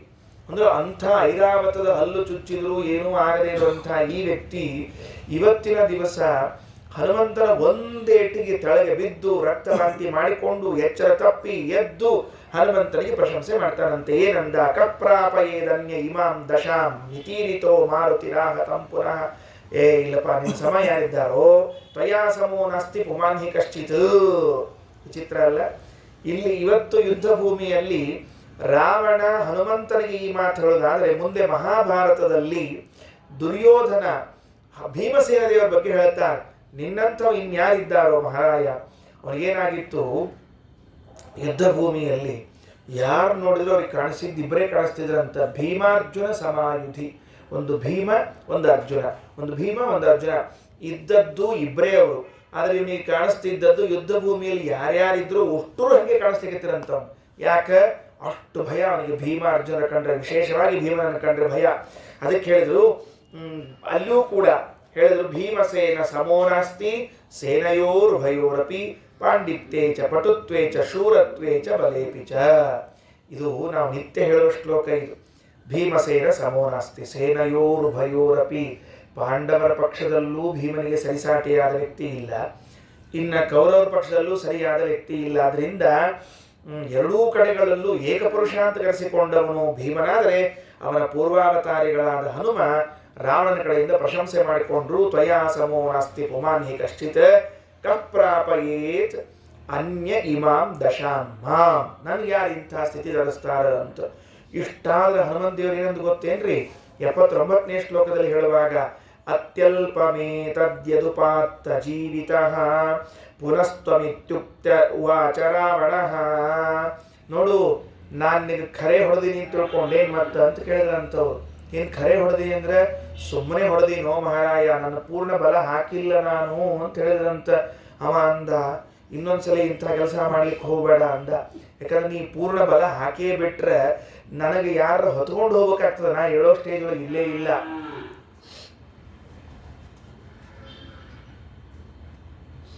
ಕೆಲವೊಂದು ಸರ್ತಿ ಹೊಡೆದು ತಾಕ್ತೇನೋ ಖರೆ ಹೊಡಿಬೇಕಂತ ಇದ್ದಿದ್ದಿಲ್ಲ ಅಂದಿರ್ತಾರಲ್ಲ, ಹಂಗಾಗಿತ್ತು ಪರಿಸ್ಥಿತಿ ಇದು. ಹನುಮಂತ ದೇವರಂತಾರ, ಅತ್ಯಲ್ಪಮೇತತ್ ಯದುಪಾತ್ತ ಜೀವಿತ. ನಾನು ಬಹಳ ಮೆಲ್ಲ ಹೊಡೆದೀನಿ, ಮೆಲ್ಲ ಹೊಡೆದಿದ್ದಕ್ಕನ ನಿನಗೆ 10 ಮುಖದಿಂದ ರಕ್ತ ಕಾರ್ಕೊಂಡಿ. ಇನ್ನು ಖರೇನೇ ಹೊಡೆದಿದ್ರೆ, ನಮ್ಮ ಭಾಷೆದಾಗ ಜೋರ್ಲೆ ಹೊಡೆದಿದ್ರೆ ಬದುಕ್ತಾನೆ ಇದ್ದಿದ್ದಿಲ್ಲ. ನೀವು ಹೊಡಿಬೇಕಾಗಿತ್ತು. ಹಂಗ ಹನುಮಂತ ದೇವರು ಯಾಕೆ ಬಿಟ್ರು ಅಂತಂದ್ರೆ, ಅದಕ್ಕೆ ಹೇಳ್ತಾರೆ, ಹಿಂದಿನ ಅಧ್ಯಾಯದಲ್ಲೇ ಹೇಳ್ಯಾರ, ನಿಧಾರ್ಯ ಏವ ರಾವಣ ಸರಾಘವಾಯ ನಾನ್ಯಥಾ. ರಾಮ ಮಾತ್ರ ಕೊಲ್ಲಬೇಕು ಅವನನ್ನು, ಇನ್ಯಾರು ಕೊಲ್ಲು ಹಾಗಿಲ್ಲ. ಯಾಕೆ ಅಂದರೆ, ಬೇರೆ ಯಾರಾದರೂ ರಾವಣನನ್ನ ಕೊಂದರೆ ರಾಮನಿಗೆ ಅಪಕೀರ್ತಿ. ಅದು ಏನ್ರಿ, ರಾವಣ ಕೊಂತ ಸೀತಾ ಅಂತ ತರಲಿಕ್ಕಾಗಲಿಲ್ಲ ರಾಮಗ, ಇಷ್ಟು ದುರ್ಬಲ ಇದ್ದ ಅಂತ ರಾಮನಿಗೆ ಒಂದು ಅಪಕೀರ್ತಿ ಬರ್ತದೆ. ಆದ್ದರಿಂದ ಯಾರೂ ಕೂಡ ಅವನನ್ನು ಮುಟ್ಲಿಕ್ಕೆ ಆಗ್ತಿರ್ಲಿಲ್ಲ. ಇವೊಂದು ಬೇಡ ಬೇಡ ಅಂತ ರಾವಣ ಅಂದ, ಆತಪ್ಪ ನೀ ಕೊಡೋದು ಕೊಟ್ಟು ನಾವೊಂಚೂರು ಕೊಡ್ತೀನಿ ಅಂದ. ಮತ್ತು ಕೊಟ್ಟ ಮೇಲೆ ಕೊಡ್ಬೇಕಲ್ಲ, ರಿಟರ್ನ್ ಬೇಕು. ಆಯ್ತು. ಗೃಹಾಣ ಮತ್ತೋಪಿ ಸಮುದ್ಯತಂ ತ್ವಂ ಮುಷ್ಟಿ ಪ್ರಹಾರಂ ತಿಥಿತಂ ಪುಪೋಥ. ನಾನು ಒಂದು ಮುಷ್ಟಿ ಏಟು ಹಾಕ್ತೀನಿ ಅಂತ ತಿಳಿದುಕೊಂಡು ಹೇಳಿ ಒಂದೇ ಹೊಡೆದ. ಕಿಂಚಿತ್ ಪ್ರಹಾರೇಣ ತು ವಿಕ್ವಲಾಂಗವತ ಸ್ಥಿತೇ ತಸ್ಮಿನ್ನಿದಮಂತರಂ ಮಮ ಇತ್ಯಗ್ನಿಸೂಡುಂ ಪ್ರಯೌ ಸರಾವಣೋ ನಿವಾರಿತೋ ಮಾರುತಿನಾಪಿ ವಾಚ. ಕಿಂಚಿತ್ ಪ್ರಹಾರೇಣ, ಏನೋ ಅವನು ಒಂದು ನಂದೊಂದು ಏಟಿರಲಿ ಅಂತ ಒಂದೇಟು ಹೊಡೆದ್ರೆ, ವಿಹ್ವಲಾಂಗವತ ಸ್ವಲ್ಪ ದೇಹವನ್ನ ಬಳಲಿದಂತೆ ತೋರಿಸಿದಂತೆ ಹನುಮ. ಯಾಕೆ? ಬ್ರಹ್ಮದೇವರ ವರ ಇಟ್ಕೊಂಡಿದ್ದಾನೆ, ಇವನಿಗೆ ಏನೂ ಆಗಲಿಲ್ಲ ಇವನ ಕಡೆಯಿಂದ ಅಂತ ಆಗಿಬಿಟ್ರೆ ವರ ಕೊಟ್ಟವರಿಗೆ ಏನಾಗ್ತದೆ? ಮಾನ ಉಳಿಯೋದಿಲ್ಲ. ಏನ್ರಿ, ಬ್ರಹ್ಮದೇವ್ರು ಎಲ್ಲರಿಗೂ ವರ ಕೊಟ್ಕೋತ ಹೋಗ್ತಾರೆ, ಮಂದಿ ನೋಡಿದ್ರೆ ಅದನ್ನು ಮುರ್ಕೋತ ಹೋಗ್ತಾರೆ. ಇಲ್ಲಿ ಬ್ರಹ್ಮದೇವ್ರು ವರ ಕೊಡೋದು, ಅಲ್ಲಿ ಇನ್ನೊಬ್ರು ಮುರ್ಕೋತ ಹೋಗೋದು, ಅವನಿಗೇನು ಗೌರವ ಇಲ್ಲ ಅಂತ ಆಗ್ತದೆ. ಆದ್ದರಿಂದ ಬ್ರಹ್ಮದೇವರ ವರಕ್ಕೊಂದಿಷ್ಟು ಗೌರವವಿರಲಿ ಅಂತ ವಿಕ್ವಲಾಂಗವತ, ಏನು ತ್ರಾಸಾಗಲಿಲ್ಲ, ತ್ರಾಸಾದವನಂತೆ ತೋರಿಸ್ಕೊಂಡಿದ್ರಂತೆ. ಕೆಲವರು ಉಪವಾಸ ಮಾಡದೇ ಇದ್ರು, ಏಕಾದಶಿ ದಿವಸ ಉಪವಾಸ ಮಾಡಿದಂಗೆ ತೋರಿಸ್ಕೋಬೇಕು ಅಂತ ಇಟ್ಕೊಂಡಿರ್ತಾರೆ. ಯಾಕಂದ್ರೆ ಮಂದಿ ತಪ್ಪು ತಿಳ್ಕೋಬಾರ್ದ್ರಿ. ಏನೇ ತಿಂದಿರಲಿ, ಅವಲಕ್ಕಿ ತಿಂದಿರಲಿ, ಉಪ್ಪಿಟ್ಟು ತಿಂದಿರಲಿ, ಚಹಾ ಕುಡಿದಿರಲಿ, ಮಂದಿ ಮುಂದೆ ಮುಖ ಎಷ್ಟು ಸಪ್ ಮಾಡಿರ್ಬೇಕು ಅಂತಂದ್ರೆ ಏಕಾದಶಿ ಮಾಡೇ ಬಿಟ್ಟಾನೇನೋ ಅನ್ನೋ ಹೋಗಿರ್ಬೇಕು. ಅಕಸ್ಮಾತ್ ಆ ಹೊತ್ತಿನೊಳಗೆ ಬಂತು ಅಂತ ಇಟ್ಕೊಳ್ರಿ. ಇವರು ಮೇಕಪ್ ಮಾಡ್ಲಿಕ್ಕೆ ಅಂತ ಪಾಪ ಕೂತಿರ್ತಾರೆ, ಇದು ಪಿತ್ತಾಗಿ ಬಂದದ್ದು ಅಂತ ಹೇಳೋಕೆ ಹೊರತಾಗಿ ಏನಬಾರದು ಅಂದ್ರೆ ತಗೊಂಡದ್ದು ಅಂತ ಅನಬಾರ್ದಲ್ಲ. ಹಾಗೆ ವಿಕಲಾಂಗವತ್ ಸ್ವಲ್ಪ ಪೆಟ್ಟು ಬಿದ್ದವನಂತೆ ತೋರಿಸಿದ್ನೇ ಹೊರತಾಗಿ ಬೇರೆದಲ್ಲ. ಕಿಂಚಿತ್ ಪ್ರಹಾರೇಣ ತು ವಿಕ್ವಲಾಂಗವತ ಸ್ಥಿತೇ ಹಿ ತಸ್ಮಿನ್ನಿದಮಂತರಂ ಮಮ. ರಾವಣಂದ ಒಳ್ಳೆ ಚಾನ್ಸು, ಹನುಮಂತ ಈಗ ಸ್ವಲ್ಪ ತ್ರಾಸಾಗಿದಲ್ಲ ಹನುಮಂತನಿಗೆ, ಇಲ್ಲಿ ತಪ್ಸ್ಕೊಂಡು ಹೋದ್ರಾತು ಅಂತ ಓಡಿಬಿಟ್ನಂತ ಅಲ್ಲಿಂದ. ಇಬ್ರು ಕೂಗಿದ್ರಂತ ಆ ಸಮಯದಲ್ಲಿ. ಒಂದು ಹನುಮಂತದೇವ ಬಾಬಾ ಹಂಗೇನಾಗಿಲ್ಲ ಬಾ ಯುದ್ಧಕ್ಕೆ ನಿಲ್ತೀನಿ ಅಂತ ಕೂಗಿದ್ರು. ಇನ್ನೊಂದು ಮಾತು ಯಾರು ಕೂಗಿದ್ರು ಅಂದ್ರೆ ನೀಲ ಅಂತ ಒಬ್ಬ ಕಪಿ, ಅಗ್ನಿ ಅವತಾರ, ಅವನು ಕೂಗ್ತಾ ಇದ್ದಾನೆ. ಇತ್ಯಗ್ನಿ ಸೂನುಂ ಪ್ರಯೌ ಸರಾವಣ ನಿವಾರಿತೋ ಮಾರುತಿನ ಪಿವಾಚ. ಹನುಮಂತ ದೇವರು ಕರೀತಾ ಇದ್ರು, ಅವ್ರ ಮಾತು ಲೆಕ್ಕಕ್ಕಿಟ್ಟುಕೊಳ್ಳದೆ ಅವ್ರ ಕಡೆ ಹೋಗಿದ್ರಂತೆ, ನೀಲನ ಕಡೆ ಹೋಗಿದ್ದಾರೆ. ನೀಲ ತನ್ನ ಪರಾಕ್ರಮ ತೋರಿಸ್ತಾರೆ 81ನೇ ಶ್ಲೋಕದಲ್ಲಿ. ಏನ್ ಪರಾಕ್ರಮ ನೀಲ? ಇದು ಹನುಮಂತರ ಕಡೆಯಿಂದ ತಪ್ಪಿಸ್ಕೊಂಡು ಬಂದ ಅಂತ ಅನ್ನೋದ್ರೊಳಗೆ ಇನ್ನೊಂದು ಅನಾಹುತ ಇಲ್ಲಿ ಹೆಂಗಿತ್ತು. ತಮಾಪತಂತಂ ಪ್ರಸಮೀಕ್ಷ ನೀಲಃ ಧನುರ್ಧ್ವಜಾಗ್ರಾಶ್ವರಥೇಷು ತಸ್ಯ ಚಚಾರ ಮೂರ್ಧಸ್ವಪಿ ಚಂಚಲೋಲಂ ಜಡೀಕೃತಸ್ತೇನ ಸ ರಾವಣೋಪಿ. ತಮಾಪತಂತಂ ತನ್ನ ಕಡೆಗೆ ಬರುವಂಥ ಅವನನ್ನ ನೋಡಿದ ಯಾರು? ನೀಲ. ಬಾಬಾ ರಾವಣ ಬರ್ಲಿಕತ್ತಿಯಲ್ಲ ಬಾ ಅಂತ ತಿಳ್ಕೊಂಡು ಹೇಳಿ ಜಿಗದ್ದಂತೆ. ಎಲ್ಲಿ ಜಿಗದ ಅಂತ ಕೇಳಿ ಸಾಮಾನ್ಯವಾಗಿ ರಥದ ಮೇಲೆ ಜಿಗದ, ಧ್ವಜದ ಮೇಲೆ ಜಿಗದ, ಇದೆಲ್ಲ ಒಪ್ಪಬಹುದಾದ ಮಾತು. ಧನು ಧ್ವಜಾಗ್ರಾಶ್ವ ರಥೇಶು ತಸ್ಯ ಚಚಾರ. ಅವನ ರಥದ ಮೇಲೆ ಒಮ್ಮೆ ಜಿಗದ, ರಾವಣ ನೋಡ್ಲಿಕತ್ತಿದ್ದ. ಹಿಂಗೊಂಬಂದ, ಹಿಂದೆ ಮೇಲೆ ಎಡಕ್ಕೆ ಬರೋ ಗದ್ದಲದಲ್ಲಿ ಕೈಯಲ್ಲಿದ್ದ ಅವನು ಬಿಲ್ಲಿತ್ತಲ್ಲ, ಬಿಲ್ಲಿನ ಮೇಲೆ ಹತ್ತಿ ಕೂತಿದ್ದಂತ. ವಿಚಾರ ಮಾಡಿ ನೋಡ್ರಿ, ಅವ್ನು ನೀಲೆಯಲ್ಲಿ ಹತ್ತಿ ಕೂತ. ಧನು ಧ್ವಜಾಗ್ರಾಶ್ವ ರಥೇಶು. ಒಮ್ಮೆ ಕುದುರೆ ಮೇಲೆ ಕೂತ್ನಂತ, ಒಮ್ಮೆ ರಥದ ಮೇಲೆ ಕೂತ್ನಂತ, ಒಮ್ಮೆ ಧ್ವಜದ ಮೇಲೆ ಕೂತ, ಅವ್ನು ಬಿಲ್ಲಿನ ಮೇಲೆ ಕೂತ. ಅವ ಏನೋ ಈ ಮಂಗ್ಯ ಇದು ಎಲ್ಲರ ಅಂತಿರ್ತೀವಲ್ಲ ನಾವು ಮನೆಯೊಳಗೆ ಕಂಪೌಂಡ್ನಾಗ ಬಂದಾಗ ಮಂಗಿ ಏನ್ ಮಂಗ್ಯಪ್ಪ ಎಲ್ಲ ಎಲ್ಲಿ ಹೋಗೋದು ಗೊತ್ತಾಗೋಲ್ತು ಅಂತ. ಇಷ್ಟ ಆದ್ರೆ ಮಜಾ ಇದ್ದಿದ್ದಿಲ್ರಿ. ಮುಂದೇನು? ಚಚಾರ ಮೂರ್ಧಸ್ವಪಿ ಚಂಚಲೋಯಂ. ಅವನು 10 ತಲೆ ಮೇಲೆ ಟನ್ ಟನ್ ಟನ್ ಜಿಕ್ಕೋತ್ ಹೋಗ್ಬಿಟ್ಟಂತಿ ಕಪಿ.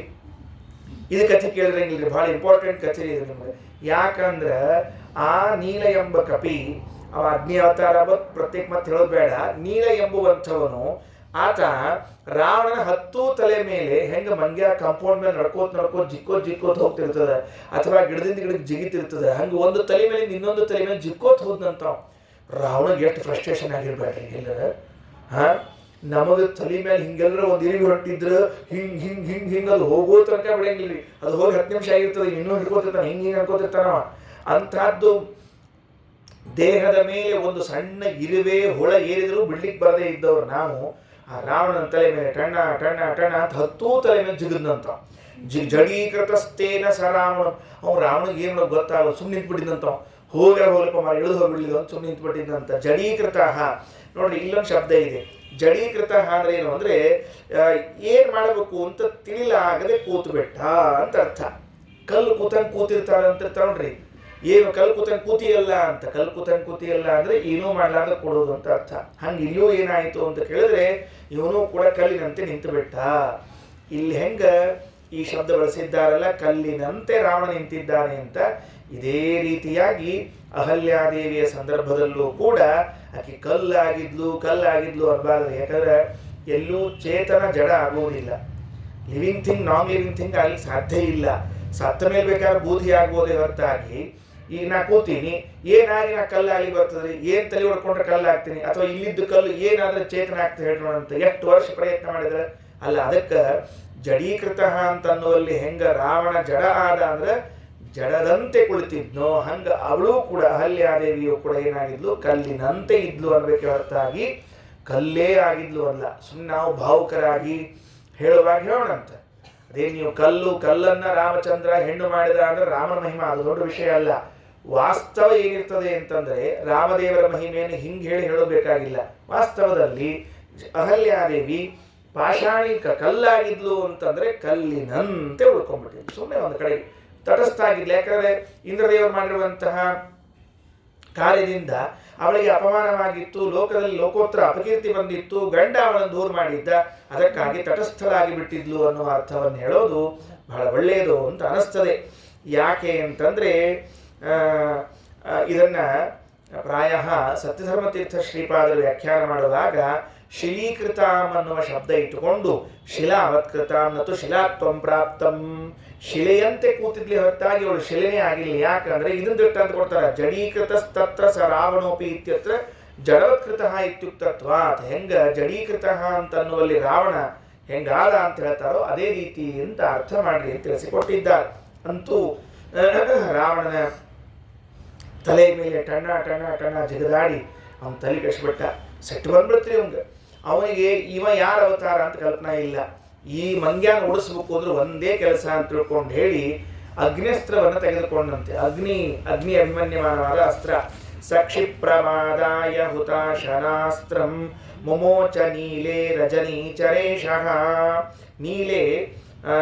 ನೀಲನ ಮೇಲೆ ರಜನೀಚರೇಶಃ ರಾವಣ ಹುತಾಶನಾಸ್ತ್ರಂ ಅಗ್ನಿಸ್ತ್ರವನ್ನು ತೆಗೆದುಕೊಂಡು ಬಿಟ್ಟ. ಹೆಂಗಾಯಿತು ಅಗ್ನಿಸ್ತ್ರವನ್ನು ಬಿಟ್ಟರೆ? ಅಲ್ರಿ ಯಾರವ? ಅವ ಸ್ವಂತ ಅಗ್ನಿ ಅವತಾರ. ಅಗ್ನಿ ಅವತಾರನಾದ ನೀಲನ ಮೇಲೆ ಮತ್ತೊಂದು ಆಗ್ನೇಯಾಸ್ತ್ರವನ್ನು ಬಿಟ್ಟರೆ ಏನು ಮಾಡ್ಲಿಕ್ಕೆ ಸಾಧ್ಯದ? ಬೆಂಕಿಯೊಳಗೆ ಬೆಂಕಿ ಹಾಕಿದ್ರೆ ಏನಾಗಬೇಕು? ಏನೂ ಆಗುವುದಿಲ್ಲ. ನೀರಿನೊಳಗೆ ಬೆಂಕಿ ಹಾಕಿದ್ರೆ ಬೆಂಕಿ ಆಗ್ತದೆ, ಅಥವಾ ಬೇರೆ ವಸ್ತುಗಳ ಮೇಲೆ ಬೆಂಕಿ ಹಾಕಿದ್ರೆ ಬೇರೆ ವಸ್ತು ಸುಟ್ಟು ಹೋಗ್ತದೆ. ಬೆಂಕಿಯೊಳಗೆ ಬೆಂಕಿ ಹಾಕಿದ್ರೆ ಏನಾಗುವುದಿಲ್ಲ, ಇನ್ನಿಷ್ಟು ಹೆಚ್ಚಿಗೆ ಆಗ್ತದೆ. ಖರೆ ಕೇಳಿದ್ರೆ ಒಂದು ಒಲೆಯಿಂದ ಕೆಂಡ ತೆಗೆದು ಇನ್ನೊಂದು ಒಲೆಗೆ ಅಥವಾ ಒಂದು ಕಡೆಯಿಂದ ಇನ್ನೊಂದು ಕಡೆ ಬೆಂಕಿ ಹಾಕಿದ್ರೆ ಏನು ವ್ಯತ್ಯಾಸ ಆಗೋದಿಲ್ಲ. ಹಂಗಾಯಿತು. ಸತೇನ ಭೂಮೋ ಪತಿತೋ ನಚೈನಂ ದದಾಹವನ್ನಿ ಸ್ವತನುರ್ ಯಥೋಸೋ.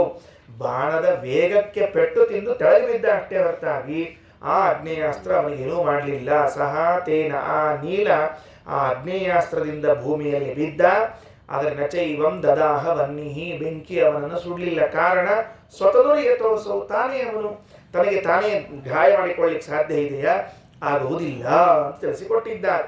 ಇನ್ನು ಮುಂದೆ ಸರಿ ಇವ ಬೇಡ ಅಂಥೇಳಿ ಅವ ಬಿದ್ದ ಮೇಲೆ ಲಕ್ಷ್ಮಣನ ಕಡೆ ಹೋದಂತೆ ರಾವಣ.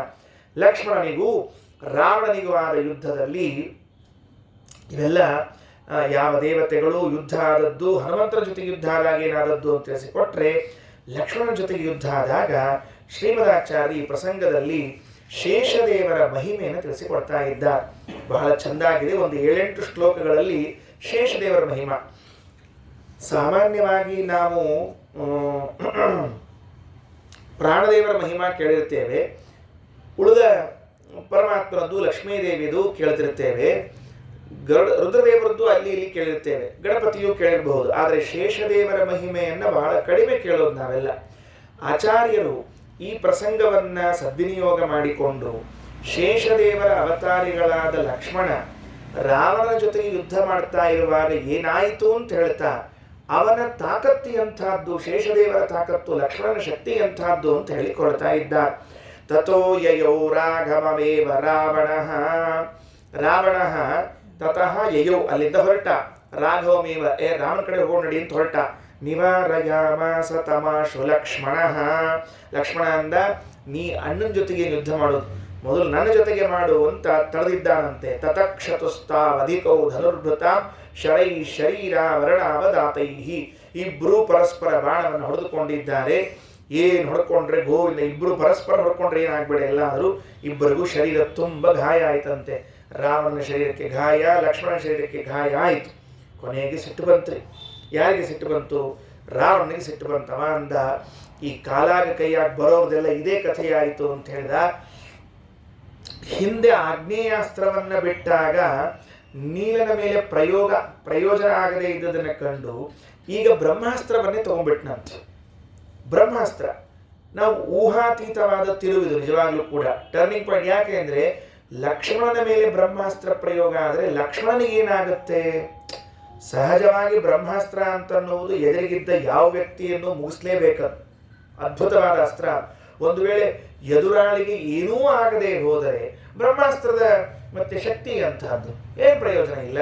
ಅದಕ್ಕೆ ಹೇಳ್ತಾರೆ ಎಂಥದ್ದಾಯಿತು ಅಂತ 84ರಿಂದ ಪ್ರಾರಂಭ ಆಗ್ತದೆ. ನಿವಾರಿತಸ್ತೇನ ದಶಾನನೋ ವೃಷಂ. 16 ಬಾರಿ ಲಕ್ಷ್ಮಣ ಅವನನ್ನು ತಡೆದಾಗ ಋಷಾನ್ವಿತ ಸಿಟ್ಟಿಗೆ ಬಂದಿದ್ದಾನಂತೆ. ಸಂಸ್ಕೃತದಲ್ಲಿ ಋಷಾ ರುಟ್ ಅಂದ್ರೆ ಸಿಟ್ಟು, ಋಷಾ ಅನ್ವಿತ ಸಿಟ್ಟಿನಿಂದ ಕೂಡಿದವನಾಗಿ ಬಾಣಂ ಅಮೋಘಂ ಉಗ್ರಂ, ವ್ಯರ್ಥವಲ್ಲದ ಉಗ್ರವಾದ ಬಾಣವನ್ನು ತೆಗೆದುಕೊಂಡು ಹೊಡೆದೇ ಬಿಟ್ಟ. ಯಾರದು? ಸ್ವಯಂಭುದತ್ತಂ, ಬ್ರಹ್ಮದೇವರು ಕೊಟ್ಟಿರುವಂತಹದ್ದನ್ನ ಪರಿಕೃಷ್ಯ ಚಾಶು, ಪೂರ್ಣ ಬಿಲ್ಲಿಗೆ ಹೂಡಿ ಹಿಂದಿನವರೆಗೆ ಎಳೆದು ಜೋರಾಗಿ ಬಿಟ್ಟಿದ್ದಾನಂತೆ. ಎಲ್ಲಿ ತಾಕಿತು? ಲಲಾಟ ಮಧ್ಯೆ ಪ್ರಮೋಚ ತಸ್ಯ, ಹೊಣೆಯ ಮಧ್ಯದಲ್ಲಿ ಹೊಡೆದಿದ್ದಾನಂತೆ. ಬಂದು ಚಕ್ಕಂತ ನಟ್ಕೊಂಡು ಬ್ರಹ್ಮಾಸ್ತ್ರ. ಸಾಮಾನ್ಯವಾದ ಬಾಣವೇ ಇಲ್ಲಿ ತಟ್ಟಿದರೆ ತಡೆಯಲಿಕ್ಕೆ ಸಾಧ್ಯ ಇಲ್ಲ, ಬಿತ್ತು. ಏನಾಗಿರಬೇಡ. ಭೃಷಾಹತಃ ತೇನ ಮುಮೋಹ ಲಕ್ಷ್ಮಣ, ಕ್ಷಣಾರ್ಧದಲ್ಲಿ ಲಕ್ಷ್ಮಣ ಮೂರ್ಛೆ ಹೊಂದಿಬಿಟ್ಟ. ಮುಮೋಹ ಲಕ್ಷ್ಮಣ, ಕೋಮಾ ಸ್ಟೇಜಿಗೆ ಹೋಗ್ಬಿಟ್ರಿ. ಏನ್ ಮಾಡ್ಬೇಡ್ರಿ, ಅಷ್ಟು ಜೋರು ಬಿದ್ದಿದ ಬಾಣ. ರಥಾದವಪ್ಲತ್ಯ ದಶಾನನೋಪಿ ಕ್ಷಣಾದ ಭಿತೃತ್ಯ ಬಲ ಪ್ರಗಹ್ಯ ಸ್ವಬಾಹುಭಿರ್ನೇತುಮಿಮಂ ಸಮೈಚ್ಛತ್. ಲಕ್ಷ್ಮಣ ಬಿದ್ದದ್ದನ್ನ ನೋಡಿದ ರಾವಣ ಒಂದು ಉಪಾಯ ಮಾಡಿಕೊಂಡ. ತಕ್ಷಣ ಪ್ಲಾನ್ ರೀ, ಬುದ್ಧಿ ಆ ಕ್ಷಣದಲ್ಲಿ ಕೆಲಸ ಮಾಡ್ತಿರ್ತಂತೆ. ಏನು? ಹೆಂಗೂ ಲಕ್ಷ್ಮಣ ಬಿದ್ದಿದ್ದಾನೆ, ಎಚ್ಚರ ತಪ್ಪಿದ್ದಾನೆ, ರಾಮ ಇಲ್ಲೆಲ್ಲೂ ಸನಿಹದಲ್ಲಿ ಇಲ್ಲ. ಈ ಲಕ್ಷ್ಮಣನನ್ನ ನಾನು ಹೊತ್ತುಕೊಂಡು ಹೋಗಿ ಊರಿನಲ್ಲಿ ಇಟ್ಕೊಂಡು, ಸೀತಾದೇವಿ ಒಬ್ಬಳಿದ್ದಾಳೆ, ಲಕ್ಷ್ಮಣ ಒಬ್ಬನ ಇಟ್ಕೊಂಡ್ಬಿಟ್ರೆ ರಾಮನಿಗೆ ಬ್ಲ್ಯಾಕ್ ಮೇಲ್ ಮಾಡ್ಲಿಕ್ಕೆ ಬರ್ತದೆ. ಏನ್ ಮಾಡಬಹುದು ನೋಡು, ನಿನ್ ತಮ್ಮ ಬೇಕು ಅಂದ್ರೆ ನೀನು ಯುದ್ಧ ನಿಲ್ಲಿಸ್ಬೇಕಷ್ಟೇ ಕೆಲಸ. ನೀನು ಯುದ್ಧ ನಿಲ್ಲಿಸಿದ್ರೆ ನೀನ್ ತಮ್ಮನ್ ಬಿಟ್ಕೊಡ್ತೀನಿ, ಕರ್ಕೊಂಡು ನೀವು ಹೋಗ್ತಿರೋದು, ಸೀತಾ ಮಾತ್ರ ಕೇಳೋ ಹಂಗಿಲ್ಲ ಅಂತ ಈ ಒತ್ತೆಯಾಳಾಗಿ ಕಿಡ್ನ್ಯಾಪ್ ಮಾಡ್ಕೊಂಡು ಮಾಡ್ತಿರ್ತಾರಲ್ಲ, ಕಿಡ್ನ್ಯಾಪ್ಗಳನ್ನ ಒತ್ತೆಯಾಳಗಳನ್ನ ಹಾಂಗ ಮಾಡೋದು ಅಂತ ಒಂದು ಪ್ಲಾನ್ ಮಾಡಿದ್ದಂತೆ. ಹಂಗೆ ಮಾಡ್ಬೋಣ ಅಂತ ಒಂದು ಪ್ಲಾನ್ ಮಾಡಿದ್ದಂತೆ. ಬಂದ ಅವನ ಕಡೆಗೆ, ಬಂದು ರಥದಿಂದ ಕೆಳಕ್ಕೆ ಹಾರಿದ್ದಾನೆ, ಓಡ್ತಾ ಬರ್ತಿದ್ದಾನೆ. ಬಲಾತ್ಕಾರದಿಂದ ಅವನು ಎತ್ತಿ ತೋಳುಗಳಿಂದ ಎತ್ತುತ್ತಾ ಇದ್ದಾನಂತೆ ಲಕ್ಷ್ಮಣನನ್ನ. ಅಲ್ರಿ ಹಿಂಗೆ ನಮ್ದು ಹೆಂಗ್ ದೇಹದ ಹಂಗದ ಲಕ್ಷ್ಮಣದ್ದು ಮನುಷ್ಯ ಶರೀರ, ಹಿಂಗೆ ಎತ್ತಾ ಇದ್ದಾನಂತೆ. ಏನಾಯಿತು ಅಂದ್ರೆ ಅಷ್ಟರಲ್ಲಿ ಲಕ್ಷ್ಮಣನಿಗೆ ಎಚ್ಚರ ಬಂದಿದೆ ಅಂತ ನೋಡ್ರಿ. ಅಷ್ಟರಲ್ಲಿ ಎಷ್ಟೊತ್ತರಿ ಆ ಬಾಣ ಬಿದ್ದು ಹಿಂಗೆ ಬಿದ್ದದ ದಪ್ಪ ಅಂತೇಳಿ ಬಿದ್ದಾರ, ಹಾರಿ ಹೊಡ್ಕೋದ್ ಬಂದಾರ. ಅಷ್ಟೊಳಗೆ ಲಕ್ಷ್ಮಣ ಎಚ್ಚರ ಬಂತಂತೆ. ಆದರೆ ದಣಿವಾಗಿದೆ. ಎದ್ದು ನಿಂತ್ಕೊಂಡು ರಾವಣ ಜೊತೆ ಹೋರಾಟ ಮಾಡೋ ಸಾಮರ್ಥ್ಯ ಇಲ್ಲ. ಈಗ ಶತ್ರುವಿನ ಕೈಯಲ್ಲಿ ಸಿಕ್ಕಾಕೊಂಡಾಗ ಯುದ್ಧದ ಪರಿಣಾಮಗಳೇನಾಗ್ತದೆ ಮುಂದೆ ಅಂತ ನಮಗೆ ಗೊತ್ತು. ಅದಕ್ಕೆ ವಿಚಾರ ಮಾಡಿದವ, ಸಂಪ್ರಾಪ್ಯ ಸಂಜ್ಞಾಂ ಸಸುವಿಹ್ವಲೋಪಿ, ಬಹಳ ನೊಂದುಕೊಂಡಿದ್ರು ಸಹಿತೇಕ ಅವನಿಗೆ ಸಂಜ್ಞಾ ಎಚ್ಚರ ಬಂದಿದೆ.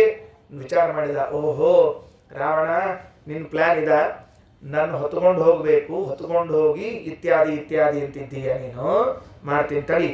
ಸಸ್ಮಾರ ರೂಪಂ ನಿಜಮೇವ ಲಕ್ಷ್ಮಣ, ಆ ಕ್ಷಣದಲ್ಲಿ ಮಾಡಿರುವಂತಹ ಉಪಾಯ ಏನು ಹೇಳಿರುವಂತೆ. ಇದೆಲ್ಲ ದೇವತೆಗಳಿಗೆ ಸಾಧ್ಯ, ಉಳಿದವರು ಯಾರು ಅಂತಹದ್ದೇನು ಮಾಡ್ಲಿಕ್ಕೆ ಹೋಗಬಾರದು, ಅಥವಾ ಆಗುವುದೂ ಇಲ್ಲ.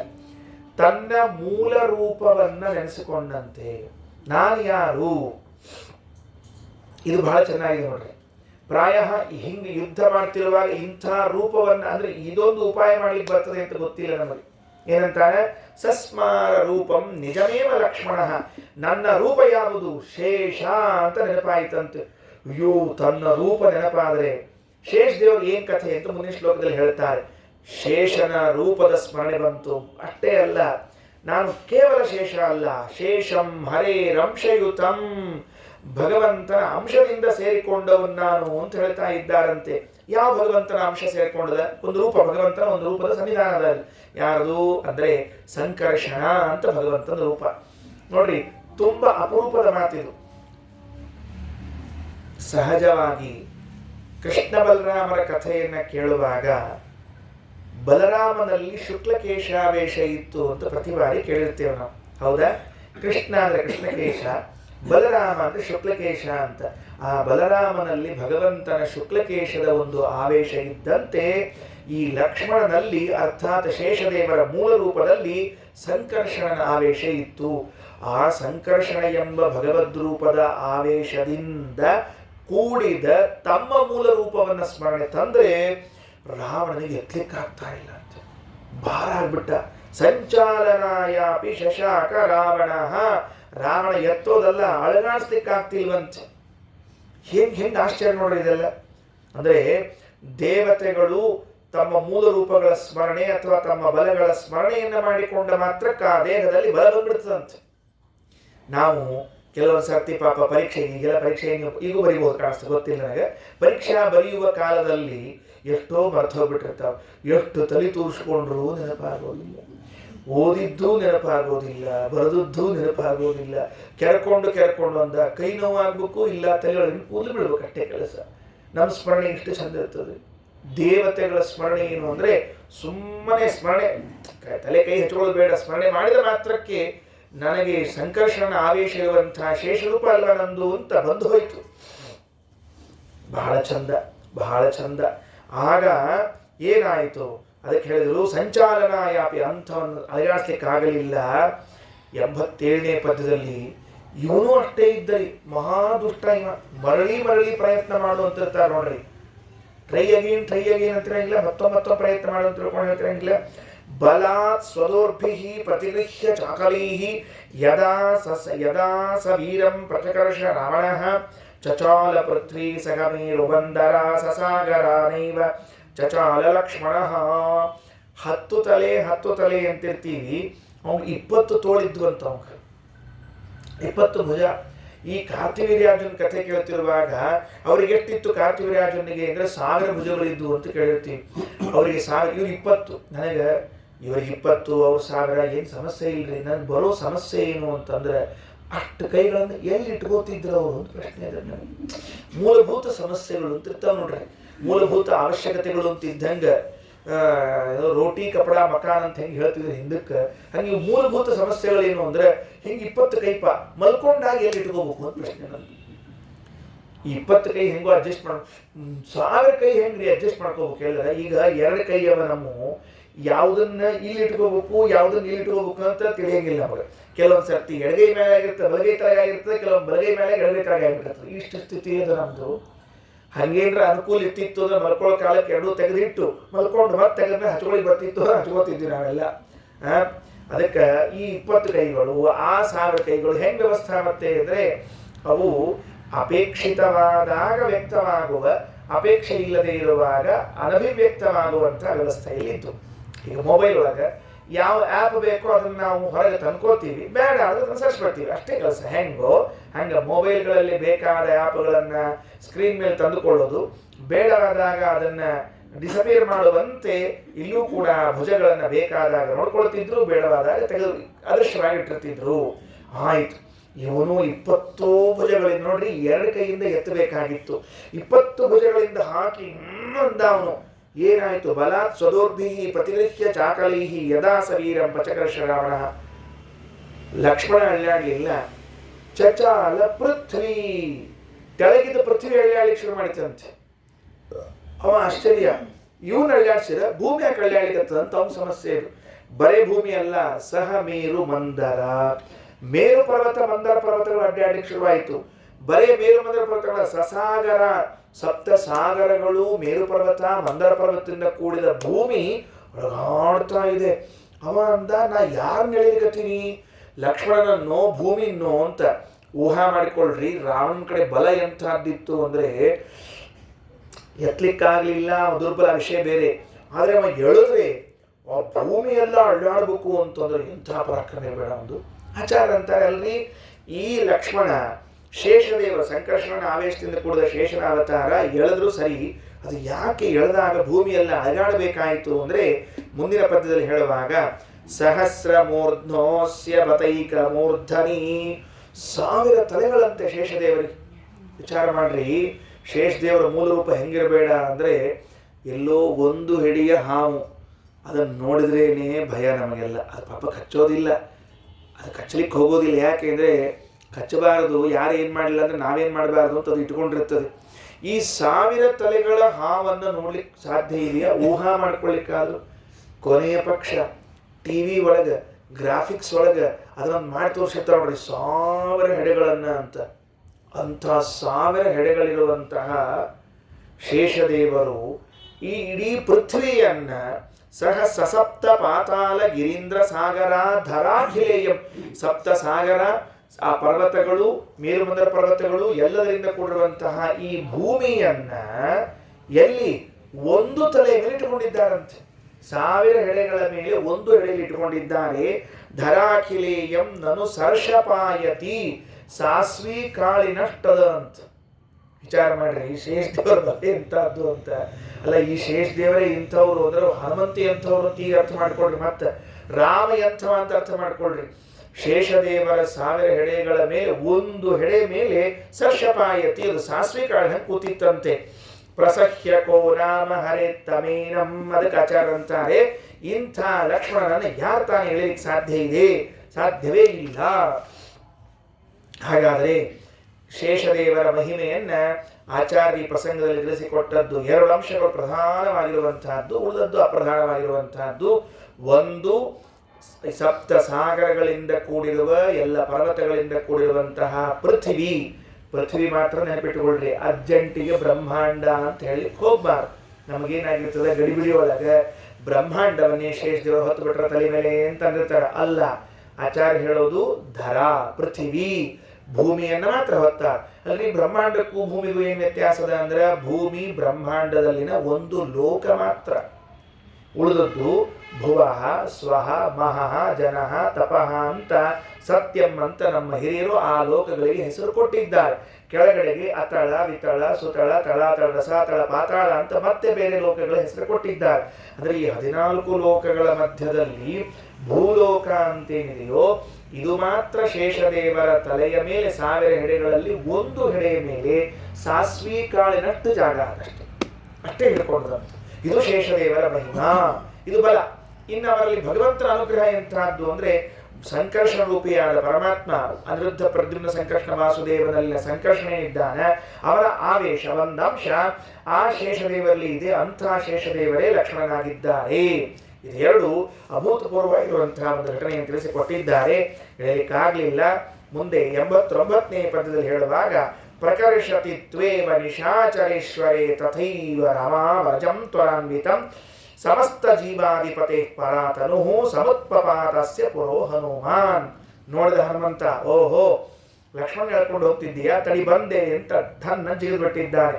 ಪ್ರಕರ್ಷತಿತು ಏವ ಎಳಿತಾ ಇದ್ದುವಾಗ, ನಿಶಾಚರೇಶ್ವರಿ ರಾವಣ ಇವನನ್ನು ಎಳಿತಿರುವಾಗ, ತಥೈವ ರಾಮಾವರಜಂ ರಾಮನ ತಮ್ಮನಾದ ಲಕ್ಷ್ಮಣನನ್ನ ರಾವಣ ಎಳಿತಿರುವಾಗ, ತ್ವರಾನ್ವಿತ ಅವಸರದಿಂದ ಬಂದಂತೆ. ಯಾರು?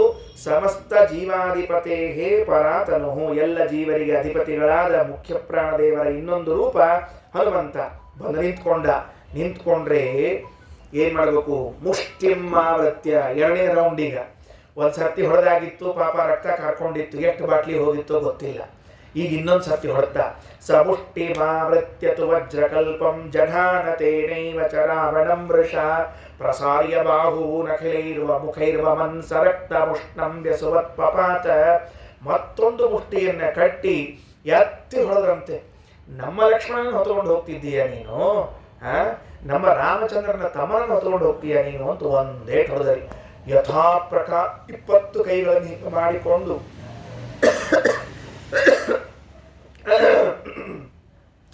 20 ಕೈಗಳನ್ನು ಹಿಂಗೆ ಚಾಚಿಕೊಂಡು ರಕ್ತ ಕಾರಿಕೊಂಡು ಮತ್ತೆ ಬಿದ್ದು ಸತ್ತ ಹೋದ್ ನೀನು ಅನ್ನೋ ಬಿದ್ದಿದ್ದಂತೆ. ನೋಡಿದವ್ರು ಅನ್ಕೊಂಡ್ರಂತ, ಮುಗಿದೇ ಬಿಟ್ಬಿಡ್ರಿ ರಾವಣನ ಕಥೆ ಅಂತ ಅನ್ಕೋಬೇಕಂತ. ಹಂಗ ಬಿದ್ದಿದ್ದಾರಂತೆ. ಬಿದ್ದೋದ. ನಿಪಾತ್ಯ ರಕ್ಷೋಧಿಪತಿಂ ಸಮಾರುತಿ ಪ್ರಗಹ್ಯ ಸೌಮಿತ್ರಿ ಮುರಂಗಶಾಗಿನಃ ಜಗಾಮ ರಾಮಾಖ್ಯತನೋ ಸಮೀಪಂ ಸೌಮಿತ್ರಿ ಮುದ್ದರ್ತು ಬಲಂ ಹ್ಯಸೌ ಕಪಿ. ಆಗ ಲಕ್ಷ್ಮಣನನ್ನ ಹನುಮಂತ ದೇವರು ಅನಾಯಾಸವಾಗಿ ಎತ್ತಿಕೊಂಡು, ವಿಚಾರ ಮಾಡ್ರಿ ಹೆಂಗ್ ಪರಿಸ್ಥಿತಿ ಅದು, ಕೂಸಿನ ಎತ್ಕೊಂಡು ಹೋಗ್ತಾರಲ್ಲ ಅಮ್ಮಂದ್ರು, ಹಂಗ ಅನಾಯಾಸವಾಗಿ ಎತ್ಕೊಂಡು ಹೋಗಿ ರಾಮನ ಕಡೆ ಮುಟ್ಟಿಸಿದ್ದಾರಂತ. ಈ ಲಕ್ಷ್ಮಣನನ್ನ ರಾವಣ ಎಳಿಬೇಕು ಅಂದ್ರೆ ಆಗ್ಲಿಲ್ಲ, ಹನುಮಂತ ಅನಾಯಾಸವಾಗಿ ಎತ್ತಿ ಬಿಟ್ಟಿದ್ದಾನೆ. ಅದಕ್ಕಂತಾರ ಸೌಮಿತ್ರಿ ಮುದ್ದರ್ತು ಬಲಂ ಹ್ಯಸೌ ಕಪಿಹಿ. ಆ ಹನುಮಂತ ದೇವರು ಲಕ್ಷ್ಮಣನನ್ನ ಎತ್ತಲಿಕ್ಕೆ ಸಮರ್ಥರಾಗಿದ್ದಾನೆ. ಯಾಕೆ ಹೇಳೋಣಂತ, ಅದಕ್ಕೀಗ ಶ್ರೀಪಾದರಾಜರ ಮಧ್ವನಾಮ ನೆನಪಾಗಬೇಕು ನಮಗೀಗ.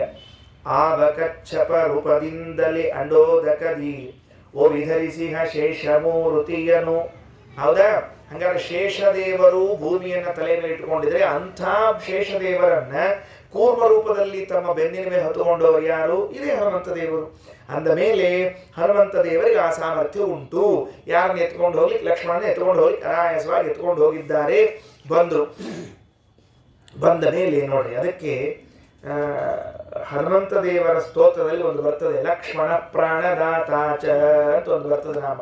ಲಕ್ಷ್ಮಣ ಸುಗ್ರೀವ ಮುಂದಿನ ದಶಗ್ರೀವಸ್ಯ, ಆ ಲಕ್ಷ್ಮಣ ಪ್ರಾಣದಾತಾಚ, ಲಕ್ಷ್ಮಣನಿಗೆ ಪ್ರಾಣವನ್ನ ಕೊಟ್ಟವನು. ಇದು ಕರ್ಕೊಂಡ್ಬಂದ್ರು ನೋಡ್ರಿ, ಎತ್ಕೊಂಡು ಬಂದರು. ಎಲ್ಲಿ ಬಂದರು? ರಾಮನ ಕಡೆಗೆ ಬಂದರು. ರಾವಣ ಲಕ್ಷ್ಮಣ ಯುದ್ಧ ಮಾಡಿ ರಾವಣ ಬ್ರಹ್ಮಾಸ್ತ್ರದಿಂದ ಲಕ್ಷ್ಮಣನ ಹಣೆಗೆ ಹೊಡೆದಿದ್ರೆ ಅರ್ಧಂಬರ್ಧ ಎಚ್ಚರದಲ್ಲಿದ್ದ ಲಕ್ಷ್ಮಣನನ್ನ ರಾವಣ ಎಳಿಲಿಕ್ಕೆ ಪ್ರಯತ್ನ ಮಾಡಿದರೆ ಆಗಲಿಲ್ಲ. ಹನುಮಂತ ಅನಾಯಾಸವಾಗಿ ಕರ್ಕೊಂಡು ಬಂದಿದ್ದಾನೆ, ರಾಮನ ಬಳಿ ತಂದಿಳಿಸಿದ. ಕೊನೆಯ ಶ್ಲೋಕ ಇವತ್ತಿನ ಪ್ರವಚನದ್ದು. ಏನಾಯಿತು? ಏನು ಸ್ಥಿತಿ ಇರಬೇಕ್ರಿ? ತನಗೋಸ್ಕರ ಲಕ್ಷ್ಮಣ ತನ್ನ ಹೆಂಡತಿಯನ್ನು ಬಿಟ್ಟು, ರಾಮನಿಗೋಸ್ಕರ ಲಕ್ಷ್ಮಣ ತನ್ನ ಹೆಂಡತಿಯನ್ನ ಊರ್ಮಿಳೆಯಲ್ಲಿ ಬಿಟ್ಟು ಬಂದಿದ್ದಾನೆ. 14 ವರ್ಷ ಬ್ರಹ್ಮಚರ್ಯವನ್ನು ಪರಿಪಾಲನೆ ಮಾಡಿಕೊಂಡಿದ್ದಾನೆ. ಸೀತಾಮಾತೆಯ ತನ್ನ ಸೇವೆಯನ್ನು ಮಾಡಿಕೊಂಡಿದ್ದಾನೆ. ಅಂಥ ಲಕ್ಷ್ಮಣನಿಗೆ ರಾವಣನ ಕಡೆಯಿಂದ ಬ್ರಹ್ಮಾಸ್ತ್ರ ಬಿದ್ದು ಬಾಣ ನಟ್ಟುಕೊಂಡು ಗಾಯವಾಗಿ ಕೂತಿದ್ದಿದ್ರೆ ರಾಮನ ಹೃದಯ ಕರಗಿ ನೀರಾಗಿ ಹೋಗಬೇಡ? ಎಷ್ಟು ಸೇವೆ ಮಾಡ್ತಾ ಇದ್ದಾನೆ. ಇಂಥವನಿಗೆ ಹೀಗಾದ್ರೆ ಏನು? ಪ್ರಭು ಶ್ರೀರಾಮಚಂದ್ರ ಏನ್ ಮಾಡ್ತಾ ಇದ್ದಾನೆ? ಒಂದೇ ಶ್ಲೋಕ ಆಚಾರ್ಯರು ಅದ್ಭುತವಾದ ರಾಮನ ಕಾರುಣ್ಯವನ್ನು ಹೇಳ್ತಾ ಇದ್ದಾರೆ. ಸರಾಮ ಸಂಸ್ಪರ್ಶ ನಿವಾರಿತ ಕ್ಲಮಃ ಸಮುತ್ತಿತಸ್ತೇನ ಸಮುದ್ರತೆ ಶರೇ ಬಭೌ ಯಥಾ ರಾಹುಮುಖಾತ್ ಪ್ರಮುಕ್ತಃ ಶಶಿ ಸುಪರ್ಣೋ ವಿಕಚತ್ ಸ್ವರಶ್ಮಿಭಿಃ. ಹಣೆಗೆ ನಟ್ಟಿದ ಬಾಣವನ್ನ ರಾಮಚಂದ್ರ ತಾನೇ ತೆಗೆದು ಹೊರಗೆ ಹಾಕಿದ. ಹಾಕಿ ಸ ರಾಮ ಸಂಸ್ಪರ್ಶ ನಿವಾರಿತ ಕ್ಲಮಃ, ಲಕ್ಷ್ಮಣನನ್ನ ಮುಖದ ತುಂಬ ಮುಟ್ತಿದ್ದಾನಂತೆ. ಸ್ಪರ್ಶ, ರಾಮದೇವರ ಸ್ಪರ್ಶದ ಮಹಿಮೆಯನ್ನು ಹೇಳ್ತಾ ಇದ್ದಾರೆ ಈ ಶ್ಲೋಕದಲ್ಲಿ. ಸ ರಾಮ ಸಂಸ್ಪರ್ಶ ನಿವಾರಿತ ಕ್ಲಮಃ. ಏನು ಆಶ್ಚರ್ಯ! ಬ್ರಹ್ಮದೇವರ ಬಾಣದ ಪೆಟ್ಟು ಬಿದ್ದಿದ್ರೆ ಅಂತಹ ವ್ಯಕ್ತಿಯನ್ನ ಲವಲವಿಕೆಯಿಂದ ಎದ್ದು ಕೂಡಿಸುವಂತೆ ಮಾಡಿದ್ದು ಸ್ವಯಂ ರಾಮಚಂದ್ರನ ಹಸ್ತ, ಅವನ ಸ್ಪರ್ಶ. ಭಗವಂತನ ಸ್ಪರ್ಶದಲ್ಲಿ ಅದು ಎಂಥ ಮಾಂತ್ರಿಕತೆ ಇದೆ ವಿಚಾರ ಮಾಡ್ರಿ. ನಾವು ಅದಕ್ಕೆ ಗುರುಗಳು ದೊಡ್ಡವರು ಸ್ವಲ್ಪ ತಲೆ ಮೇಲೆ ಕೈ ಇಡ್ರಪ್ಪ, ನೀವು ಒಂಚೂರು ಮುಟ್ರಿ ಆರಾಮಾಗ್ತದ ಅಂತ ಅಂತಿರ್ತೀವಿ ನಾವೆಲ್ಲ. ಅವ್ರು ಮುಟ್ಟಿದ್ರೆ ಸಾಕು ಅಂತ ಎಷ್ಟೋ ಮಂದಿ ಒದ್ದಾಡ್ತಿರ್ತಾರೆ. ಸ್ವಾಮಿ ಮುಟ್ರಿ ಅಂತ ಅಲ್ಕೊಂಡು ಹೇಳಿ ನಮ್ಮ ಸ್ವಾಮಿಗಳು ರಾಮದೇವರ ಪೂಜೆಯನ್ನ ಮಾಡಿ ಆ ಪ್ರತಿಮೆಗಳನ್ನೆಲ್ಲ ಮುಟ್ಟಿ ಎಷ್ಟು ಸಂತೋಷದಿಂದ ಪೂಜೆ ಮಾಡ್ತಾರೆ. ಅವ್ರ ಕಡೆಯಿಂದ ನಮ್ಮ ಸ್ವಾಮಿ ಕೈ ಮೇಲೆ ಯಾಕ ನೀವು ರಾಮಚಂದ್ರನ ಮುಟ್ಟಿದವರು, ಅವರ ಪ್ರತಿಮೆಯನ್ನು ಮುಟ್ಟಿದವರು, ಅಂಥವರ ಸ್ಪರ್ಶ ನಮಗಾದ್ರೆ ನಮಗೂ ಒಂದಿಷ್ಟು ಕ್ಷೇಮ ಆದೀತು ಅಂತ ಕೇಳ್ಕೊಳ್ತೀವಲ್ಲ. ಹಾಗೆ ಆ ಲಕ್ಷ್ಮಣ ದೇವರಿಗೆ ರಾಮದೇವರು ಹಸ್ತ ಸ್ಪರ್ಶ ಮಾಡಿದ್ರಂತೆ. ಸರಾಮ ಸಂಸ್ಪರ್ಶ ನಿವಾರಿತ ಕ್ಲಮಃ. ಹಾಗಾದರೆ ಬ್ರಹ್ಮಾಸ್ತ್ರದ ಪೆಟ್ಟು ಬಿದ್ದಾಗಲೂ ಅದರ ಆಯಾಸವನ್ನ ಕ್ಷಣಾರ್ಧದಲ್ಲಿ ಹೊಡೆದೋಡಿಸುವ ಸಾಮರ್ಥ್ಯ ರಾಮಚಂದ್ರನ ಹಸ್ತಸ್ಪರ್ಶಕ್ಕೆ ಉಂಟು. ಹೆಂಗಿತ್ತು? ಲಕ್ಷ್ಮಣ ಎದ್ದು ಕೂತ್ನಂತ ಹೆಂಗ್ ಕಾಣಿಸಿದ ಅಂತ ಕೇಳಿದ್ರೆ, ಬಭೌ ಯಥಾ ರಾಹುಮುಖಾತ್ ಪ್ರಮುಕ್ತಃ ಶಶಿ ಸುಪರ್ಣೋ ವಿಕಚತ್ ಸ್ವರಶ್ಮಿಭಿಃ. ರಾಹುಗ್ರಸ್ತನಾದ ಚಂದ್ರ ಗ್ರಹಣ ಮುಗಿದು ಕೂಡ್ಲೆ, ಗ್ರಹಣ ಆದ ಕೂಡಲೇ ಹೆಂಗೆ ಚಕಚಕ ಅಂತ ಹೊಳಿಬೇಕಲ್ಲ ಹಾಗೆ ಕಾಣಿಸ್ತಿದ್ದಾನೆ ದೃಷ್ಟಾಂತ ಕೊಟ್ಟಿದ್ದಾರೆ ಶ್ರೀಮದಾಚಾರ್ಯ. ಗ್ರಹಣ ಕಾಲದಲ್ಲಿ ಚಂದ್ರನನ್ನ ರಾಹು ಹಿಡ್ಕೊಂಡಿದ್ದಾಗ ಏನಿರೋದಿಲ್ಲ. ಗ್ರಹಣ ಮುಕ್ತವಾದ ಕೂಡಲೇ ಚಂದ್ರ ನೋಡೋದೇ ಒಂದು ಆನಂದ ಇದೆಯಲ್ಲ, ಹಾಗೆ ಲಕ್ಷ್ಮಣ ಆನಂದದಿಂದ ಇದ್ದ ಅಂತ ಹೇಳಿ ತಿಳಿಸಿಕೊಟ್ಟಿದ್ದಾರೆ. ಈ ಬಾರಿಯ ಈ 7 ದಿನದ ಪ್ರವಚನ ಮಾಲಿಕೆಯಲ್ಲಿ ಈ 92 ಶ್ಲೋಕದವರೆಗೆ ನಾವು ನೋಡಿದ್ದೇವೆ. 8ನೇ ಅಧ್ಯಾಯದ 92ನೇ ಶ್ಲೋಕದವರೆಗೆ ನೋಡಿದ್ದೇವೆ. ಮುಕ್ತಾಯವಾಗುವಾಗ ರಾಮಚಂದ್ರನ ಸ್ಪರ್ಶದ ಮಹಿಮೆಯನ್ನು ಕೇಳ್ತಾ ಮಂಗಳ ಮಾಡ್ತಿದ್ದೇವೆ. ಶ್ರೀಮದ್ ಆಚಾರ್ಯರು ದ್ವಾದಶ ಸ್ತೋತ್ರದಲ್ಲಿ ಒಂದು ಮಾತು ಹೇಳ್ತಾರೆ. ಸ್ಮರಾಮಿ ಭವಸಂತಾಪ ಹಾನಿದ ಮತಸಾಗರಂ ಪೂರ್ಣಾನಂದಸ್ಯ ರಾಮಸ್ಯ ಸಾನುರಾಗಾವಲೋಕನಂ. ಸ್ವಾಮಿ ಮುಟ್ಟುವುದು ಬೇಡ, ನೋಡಿದರೆ ಸಾಕು ಅಂತಾರೆ. ಅವನ ಕಣ್ಣೋಟ ನಮ್ಮ ಸಂಸಾರ ಸಾಗರದಿಂದಲೇ ಪಾರುಗಾಣಿಸುವಂತಹದ್ದು. ಇನ್ನು ಸ್ಪರ್ಶವನ್ನು ಹೆಂಗೆ ಕೇಳಬೇಕು? ದಿವ್ಯವಾದ ಅಮೃತಮಯವಾದ ಸ್ಪರ್ಶ ಪರಮಾದ್ಭುತವಾದದ್ದು ರಾಮಚಂದ್ರನದ್ದು. ಅಂತಹ ಸ್ಪರ್ಶದಿಂದ ಲಕ್ಷ್ಮಣನನ್ನ ಉಳಿಸಿದ್ದಾನೆ ಅಂತ ಹೇಳ್ತಾ ಈ ಕಥೆಯನ್ನು ಮುಕ್ತಾಯ ಮಾಡೋಣ. ಮತ್ತೆ ಮುಂದಿನ ತಿಂಗಳಿನಲ್ಲಿ ಸೇರಿ ಮುಂದಿನ ಭಾಗವನ್ನು ನೋಡೋಣ ಅಂತ ಹೇಳ್ತಾ ಶ್ರೀಕೃಷ್ಣಾರ್ಪಣಮಸ್ತು. ಅಕ್ಷಯಂ ಕರ್ಮ ಯಸ್ಮಿನ್ ಪರೇ ಸ್ವರ್ಪಿತಂ ಪ್ರಕ್ಷಯಂ ಯಾಂತೆ ದುಃಖಾನಿ ಯನ್ನಾಮತಃ ಅಕ್ಷರೋ ಯೋಜರಃ ಸರ್ವದೈವಾಮೃತಃ ಕುಕ್ಷಿಗಂ ಯಸ್ಯ ವಿಶ್ವಂ ಸದಾ ಜಾಲಿಕಂ ಪ್ರೀಣಯಾಮೋ ವಾಸುದೇವಂ ಶ್ರೀಕೃಷ್ಣಾರ್ಪಣಮಸ್ತು.